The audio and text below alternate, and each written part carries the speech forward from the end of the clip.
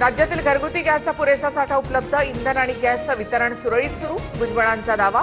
घरगुती सिलेंडरचा काळाबाजार रोखण्यासाठी कारवाईचेही आदेश. आखाती युद्धाचा चटका महाराष्ट्राच्या खानावळींना. ठाण्यामध्ये 60% हॉटेल्स बंद, पुण्यामध्ये पोळी भाजी केंद्रावरील दर दुप्पट, अनेक हॉटेल्समध्ये चुलीवर स्वयंपाक करण्याची वेळ, तर छोट्या टपऱ्या बंद होण्याच्या मार्गावर. गॅस तुटवड्यामुळे अनेक हॉटेल्स बंद, एलपीजीसाठी रांगा लागल्यात. देशात ऑपरेशन सक्सेसफुल पण पेशंट डेड अशी स्थिती. संजय राऊतांचा केंद्रावर निशाणा.